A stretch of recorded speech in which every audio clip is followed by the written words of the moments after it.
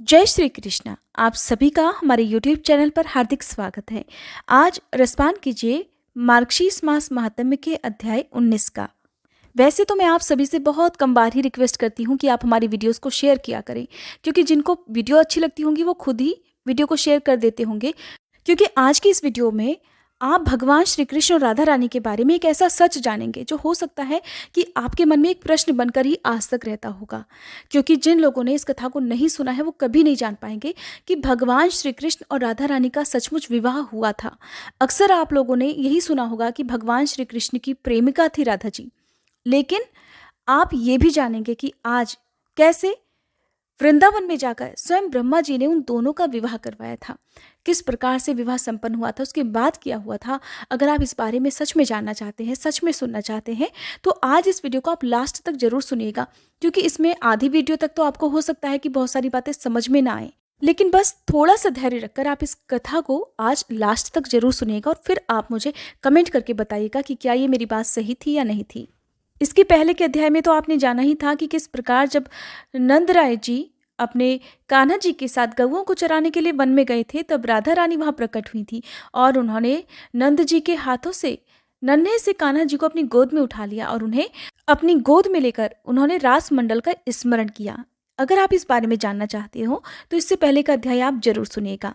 भगवान श्री कृष्ण ने जब राधा रानी को बताया कि कैसे राधा के नाम का उच्चारण करने वाला भक्त उनके प्राणों से भी बढ़कर उन्हें प्रिय है, तब राधिका जी ने कहा, प्रभु मुझे गोलोक की सारी बातें याद हैं, मैं सब जानती हूँ। मैं भला उन बातों को कैसे भूल सकती हूँ जो आप मुझे सर्वरूपिणी बता रहे हैं। वो सब आपके चरण कमलों की कृपा से ही संभव है। भगवान को कुछ लोग प्रिय नहीं होते और कुछ लोग बहुत प्रिय भी होते हैं। जैसे जो मेरा स्मरण नहीं करते, उसी तरह उन पर आपकी भी कृपा नहीं होती। आप तिनके को पर्वत और पर्वत को तिनका बनाने में भी समर्थ हो। देखिए, मैं खड़ी हूं और आप सोए हुए हो। इस समय बातचीत में जो समय निकल गया वो एक एक क्षण मेरे लिए एक एक युग के समान है और मैं उसकी गणना करने में भी असमर्थ हूँ। आप मेरे वक्ष स्थल और मस्तक पर अपना चरण कमल रख दो। आपके विरह की अग्नि से मेरा हृदय शीघ्र ही दग्ध होना चाहता है। सामने जब आपके चरण कमलों पर मेरी दृष्टि पड़ी तो वह वहीं जम गई। फिर मैं क्लेश उठाकर भी उसे दूसरे अंगों को देखने के लिए वहां से अपनी दृष्टि को कहीं और ले जा ही नहीं सकी, अर्थात कुछ और देख ही नहीं सकी। फिर भी धीरे धीरे प्रत्येक अंग का दर्शन करके ही मैंने आपके शांत मुखारविंद पर दृष्टि अब डाली है। इस मुखारविंद को देखकर अब मेरी दृष्टि कहीं और जाने में बिल्कुल असमर्थ है। राधिका जी के ये वचन सुनकर पुरुषोत्तम श्री कृष्ण हंसने लगे। फिर वे श्रुतियों और स्मृतियों के मतानुसार बड़े ही हितकर वचन राधिका जी से बोले। भगवान श्री कृष्ण कहने लगे, भद्रे, मैंने पूर्व काल में वहां गोलोक में जो भी निश्चय किया था उसका खंडन नहीं होना चाहिए, वो बात अधूरी नहीं रहनी चाहिए। प्रिय, जरा तुम क्षण भर ठहरो, मैं तुम्हारा मंगल करूंगा। तुम्हारे मनोरथ की पूर्ति का समय अब स्वयं ही आ पहुंचा है। राधे, पहले मैंने जिसके लिए जो कुछ लिख दिया है और जिस समय उस मनोरथ की प्राप्ति का समय निश्चित कर दिया है, उस पूर्व निश्चय का खंडन तो मैं स्वयं भी नहीं कर सकता। फिर भला विधाता की तो बिसाती क्या है जो उसे मिटा सके। मैं तो विधाता का भी विधाता हूँ। मैंने जिनके लिए जो कुछ विधान कर दिया है उसका ब्रह्मादि देवता भी कदापि खंडन नहीं कर सकते। इसी बीच में श्री ब्रह्मा जी श्री हरि के अर्थात श्री कृष्ण के सामने आ गए। उनके हाथों में माला और कमंडल शोभा पा रहे थे। चारों मुखों पर मंद मंद मुस्कान खेल रही थी। निकट जाकर उन्होंने श्री कृष्ण को प्रणाम किया और अपने आगम के अनुसार उनकी स्तुति की। उस समय श्री ब्रह्मा जी के नेत्रों से आंसू झर रहे थे। संपूर्ण अंगों में रोमांच हो आया था और भक्तिभाव से उनका मस्तक भी झुका हुआ था। स्तुति और नमस्कार करके जगतदाता ब्रह्मा जी श्री कृष्ण के और निकट आ गए। उन्होंने फिर से अपने प्रभु को भक्ति भाव से प्रणाम किया। फिर वे श्री राधिका जी के समीप गए और माँ राधिका के चरण कमलों में मस्तक रखकर उन्होंने भक्ति भाव से उन्हें भी नमस्कार किया। अब दोनों हाथ जोड़कर वे श्री राधा की स्तुति करने लगे। ब्रह्मा जी बोले, हे माता, भगवान श्री कृष्ण की कृपा से मुझे आपके चरण कमलों के दर्शन का सौभाग्य प्राप्त हुआ है। ये चरण सर्वत्र और विशेषतः भारतवर्ष में सभी के लिए परम दुर्लभ हैं। मैंने पूर्व काल में पुष्कर तीर्थ में सूर्य के प्रकाश में बैठकर परमात्मा श्री कृष्ण की प्रसन्नता के लिए 60,000 वर्षों तक तपस्या की। तब वरदाता श्री हरि मुझे वरदान देने के लिए स्वयं पधारे। उनके वर मांगो ऐसा कहने पर मैंने प्रसन्नता पूर्वक अभीष्ट वर मांगते हुए कहा, हे गुणातीत परमेश्वर, जो सबके लिए परम दुर्लभ है, उन राधिका जी के चरण कमल का मुझे इसी समय शीघ्र दर्शन कराइए।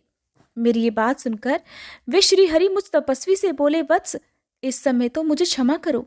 उपयुक्त समय आने पर मैं आपको श्री राधा के चरणार बिंदों के दर्शन अवश्य कराऊंगा। और ईश्वर की आज्ञा कभी निष्फल नहीं होती, इसीलिए मुझे आपके चरण कमलों के दर्शन आज प्राप्त हुए हैं। माते, आपके ये चरण गोलोक में और इस समय भारत में भी सबकी मनोवांछा के विषय हैं। सब देवियां प्रकृति की अंशभूता हैं, इसलिए वे निश्चय ही जन्य और प्राकृतिक हैं।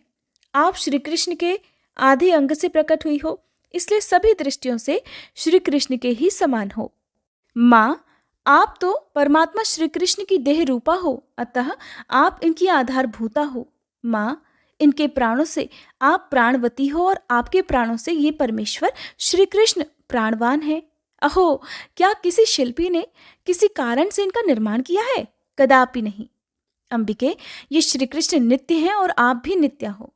आप इनकी अंश स्वरूपा हो और ये भी आपके ही अंश हैं। मैं जगत सृष्टा ब्रह्मा स्वयं वेदों का प्राकट्य करने वाला हूँ। उस वेद को गुरु के मुख से पढ़कर लोग विद्वान हो जाते हैं, परंतु वेद अथवा पंडित आपके गुणों या स्तोत्रों का शतांश भी वर्णन करने में असमर्थ हैं। फिर दूसरा कौन आपकी स्तुति कर सकता है? स्तोत्रों का जनक है ज्ञान और सदा ज्ञान की जननी है बुद्धि। माँ राधे, उस बुद्धि की भी जननी आप हो, फिर भला कौन आपकी स्तुति करने में समर्थ होगा? जो ईश्वरों के भी ईश्वर परमात्मा है, उनकी योग्य और अयोग्यता पर भी समान कृपा होती है। जो पालन के योग्य संतान है, उसका क्षण क्षण में गुण दोष प्रकट होता है, परंतु माता और पिता उसके सारे दोषों को स्नेहपूर्वक क्षमा कर देते हैं। ऐसा कहकर जगत सृष्टा ब्रह्मा जी उन दोनों के सामने सर्ववांछित चरण कमलों को प्रणाम करके उनके ही सामने खड़े हो गए। जो मनुष्य श्री ब्रह्मा जी के द्वारा किए गए इस स्तोत्र का तीनों संध्याओं के समय पाठ करता है, वह निश्चय ही राधा माधव के चरणों की भक्ति और दास प्राप्त कर लेता है। अपने कर्मों का मूलोच्छेद करके सुदुर्जय मृत्यु को भी जीतकर समस्त लोगों को लांघता हुआ वह उत्तम गोलोक धाम में चला जाता है। भगवान नारायण कहते हैं, ब्रह्मा जी की स्तुति सुनकर श्री राधा ने उनसे कहा, हे विधाता, आपके मन में जो अभीष्ट हो वह वर मांग लो। राधिका जी की बात सुनकर जगत सृष्टा ब्रह्मा जी ने उनसे कहा, माँ, आप दोनों के चरण कमलों की भक्ति ही मेरा अभीष्ट वर है, उसे ही मुझे दे दीजिए। विधाता के इतना कहते ही श्री राधा ने तत्काल बहुत अच्छा कहकर उनकी वह प्रार्थना स्वीकार कर ली। तब लोकनाथ ब्रह्मा जी ने पुनः भक्तिभाव से श्री राधा को प्रणाम किया। उस समय उन्होंने श्री राधा और श्री कृष्ण के बीच में अग्नि की स्थापना करके उसे प्रज्वलित किया, अर्थात उस अग्नि को जलाया। फिर श्री हरि के स्मरण पूर्वक विधाता ने विधि से उस अग्नि में आहुति डाली। इसके बाद श्री कृष्ण पुष्प सैया से उठकर अग्नि के समीप बैठ गए। फिर ब्रह्मा जी की बताई हुई विधि से उन्होंने स्वयं भी हवन किया। उसके बाद श्री कृष्ण और राधा को प्रणाम करके ब्रह्मा जी ने स्वयं पिता के कर्तव्यों का पालन करते हुए उन दोनों से वैवाहिक मंगल कृत्य करवाए और 7 बार अग्निदेव की परिक्रमा करवाई। इसके बाद श्री राधा से अग्नि की परिक्रमा करवाकर श्री कृष्ण को प्रणाम करा के राधा जी को उनके पास बिठाया। फिर श्री कृष्ण से राधा जी का हाथ ग्रहण कराया और माधव से 7 वैदिक मंत्र पढ़वाए। फिर वेदा के विधाता ने श्री हरि के अर्थात श्री कृष्ण के वक्ष स्थल पर राधिका जी का हाथ रखवाकर राधा जी के पृष्ठ देश में श्री कृष्ण का हाथ रखवाया और राधा जी से 3 वैदिक मंत्रों का पाठ करवाया। फिर ब्रह्मा जी ने पारिजात के पुष्पों की अजानुलंबिनी अर्थात घुटनों तक लंबी माला श्री राधिका के हाथ से श्री कृष्ण के गले में डलवाई। फिर कमल जन्मा विधाता जी ने पुनः श्री राधा और श्री कृष्ण को प्रणाम करके श्री कृष्ण के हाथ से श्री राधा के कंठ में मनोहर माला डलवाई, अर्थात उन दोनों की जयमाला करवाई। फिर श्री कृष्ण को बिठाया और उनके बाएं भाग में मंद मंद मुस्कुराती हुई श्री कृष्ण हृदया राधा जी को भी बिठाया। इसके बाद उन दोनों से हाथ जुड़वाकर 5 वैदिक मंत्र पढ़वाए। फिर विधाता ने पुनः श्री कृष्ण को प्रणाम करके जैसे पिता अपनी पुत्री का दान करता है उसी प्रकार राधिका जी को उनके हाथ में सौंप दिया और भक्तिभाव से वे श्री कृष्ण के सामने खड़े हो गए। इसी बीच में आनंदित और पुलकित हुए देवगण दुंदुभी, आनक और मुरज आदि बाजे बजाने लगे। विवाह मंडप के पास पारिजात के फूलों की वर्षा होने लगी। श्रेष्ठ गंधर्वों ने गीत गाए और झुंड की झुंड अप्सराएं नृत्य करने लगी। ब्रह्मा जी ने श्री हरि की स्तुति की और मुस्कुराते हुए उनसे कहा, आप दोनों के चरण कमलों में मेरी भक्ति बढ़े, बस यही मुझे दक्षिणा दीजिए। ब्रह्मा जी की बात सुनकर स्वयं श्री कृष्ण ने उनसे कहा, हे ब्रह्मा जी, मेरे चरण कमलों में आपकी सुदृढ़ भक्ति हो। अब आप अपने स्थान को जाओ, आपका कल्याण होगा, इसमें संशय नहीं। वत्स, मैंने जो कार्य आपकी जिम्मेदारी पर लगाया है उसका मेरी आज्ञा के अनुसार पालन करो। मुने, श्री कृष्ण का वह आदेश सुनकर जगत विधाता ब्रह्मा जी श्री राधा कृष्ण को प्रणाम करके बड़ी प्रसन्नता से अपने लोक को चले गए। ब्रह्मा जी के चले जाने पर मुस्कुराती हुई देवी राधिका ने बाकी चितवन से श्री कृष्ण के मुख की ओर देखा और लज्जा से अपना मुंह ढक लिया। उस समय उनका सर्वांग पुलकित हो उठा था। वे प्रेम वेदना का अनुभव कर रही थी। श्री कृष्ण को भक्ति भाव से प्रणाम करके श्री राधा उनकी शैया पर गईं। वहां चंदन, अगरू, कस्तूरी और केसर का अंगराग रखा हुआ था। श्री राधा ने श्री कृष्ण के ललाट में तिलक करके उनके वक्ष स्थल में चंदन लगाया। फिर सुधा और मधु से भरा हुआ मनोहर रत्न पात्र भक्तिपूर्वक श्री कृष्ण के हाथ में दे दिया। जगदीश्वर श्री कृष्ण ने उस सुधा का पान किया। इसके बाद श्री राधा ने कपूर आदि से सुवासित सुरम्य तांबूल अर्थात पान श्री कृष्ण को दिया। श्री कृष्ण ने उसे सादर भोग लगाया। फिर उनके दिए हुए सुधारस का मुस्कुराती हुई श्री राधा ने आस्वादन किया। साथ ही उनके दिए हुए तांबूल को भी श्री कृष्ण के सामने ही खाया। जब भी विवाह होता है तो जो भी नव दंपति होते हैं विवाह के समय उन्हें पान दिया जाता है। अपने सभी आराध्य देवी देवताओं को भी पान अर्पित किया जाता है। ये शुभ मांगलिक कर्मों में बहुत ही एक अच्छी परंपरा है जो हमारे रीति रिवाजों में भी है। आपने देखा होगा कि कई बार पान से बारात का स्वागत किया जाता है, सभी बारातियों को पान दिया जाता है। अगर आपने शिव महापुराण की कथा हमारे चैनल पर सुनी होगी तो उसमें भी आपने इसका वर्णन जरूर सुना होगा। तो जब भगवान श्री कृष्ण ने भी राधा रानी को पान अर्पित किया तो उन्होंने भी अपने आराध्य के सामने उस पान को बड़ी प्रसन्नता से खा लिया। श्री कृष्ण ने प्रसन्नता पूर्वक अपना चबाया हुआ पान भी श्री राधा को दे दिया और बड़ी भक्ति से श्री राधा ने उस चबाए हुए पान को बड़ी प्रसन्नता से खाया और उनके मुखारविंद मकरंद का पान किया। इसके बाद मधुसूदन ने भी श्री राधा से उनका चबाया हुआ पान मांगा, परंतु श्री राधा ने नहीं दिया। वे हंसने लगी और बोली, क्षमा कीजिए प्रभु। माधव ने फिर राधा के हाथ से वह रत्नमय दर्पण ले लिया जो उनके हाथ में था। श्री राधिका ने भी माधव के हाथ से बलपूर्वक उनकी मुरली छीन ली। राधा ने माधव का और माधव ने फिर राधा का मन मोह लिया। कैसी अद्भुत लीला है। प्रेम मिलन के पश्चात राधा जी ने प्रसन्नता पूर्वक परमात्मा श्री कृष्ण को उनकी मुरली वापस लौटा दी। श्री कृष्ण ने भी राधा जी को उनका दर्पण और उज्जवल क्रीड़ा कमल दे दिया। उनके केशों की सुंदर वेणी बांध दी और उनके सुंदर मस्तक पर सिंदूर का तिलक लगाया। बड़े ही विचित्र पत्र रचना से युक्त सुंदर वेश उनका संवार दिया। उन्होंने जैसी वेश रचना की यानी कि जैसी वेशभूषा की उन्होंने रचना की, जैसे उन्होंने राधा जी को सजाया था उसे तो विश्वकर्मा जी भी नहीं जानते, फिर भला सखियों की तो बात ही क्या है। श्री कृष्ण ने तो अपनी प्यारी राधिका को सुंदर वेशभूषा से सुसज्जित कर दिया।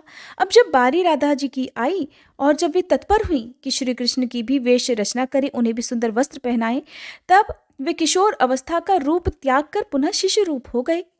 राधा ने देखा कि बाल रूप श्री कृष्ण भूख से पीड़ित हो रहे हैं। तब नंद जी ने जैसे भयभीत अच्युत को दिया था, अर्थात उस वन में, याद कीजिए जब नंद राय जी अपने नन्हे से बालक कृष्ण को वन में लेकर गए थे गौएं चराने के लिए, तभी माया से वहां पर घनघोर बादल छा गए थे, बिजली कड़कने लगी थी और देखते ही देखते मूसलाधार वर्षा प्रारंभ हो गई थी, जिससे नन्हे से शिशु रूप कान्हा जी डर गए थे। उन्हीं भयभीत अच्युत को जिस प्रकार नंद जी ने राधा रानी को दिया था, उसी रूप में वो इस समय उन्हें दिखाई दिए।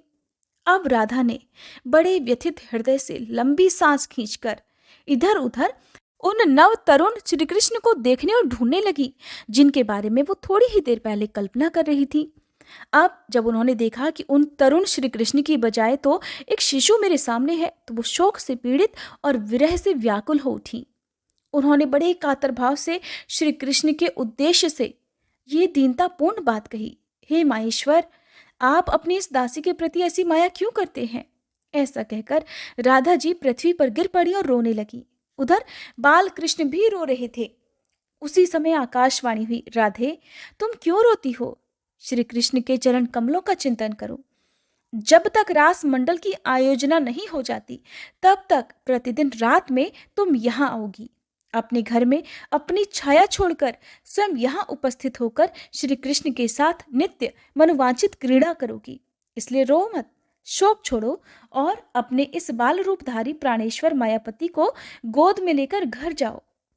जब आकाशवाणी ने सुंदरी राधा को इस प्रकार आश्वासन दिया, तब उसकी बात सुनकर राधा जी ने उस नन्हे बालक को गोद में उठा लिया और पहले की तरह पुष्पोद्यान, वन और उत्तम रत्न मंडप की ओर पुनः देखने लगी।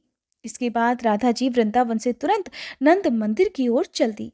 नारद, वे देवी मन के समान तीव्र गति से चलने वाली थी, इसलिए आधे निमेष में ही वहां जा पहुंची।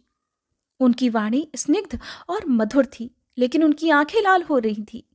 वे यशोदा जी की गोद में उस बालक को देने के लिए तत्पर होकर इस प्रकार बोली कि मैया, ब्रिज में आपके स्वामी ने मुझे ये बालक घर पहुंचाने के लिए दे दिया था।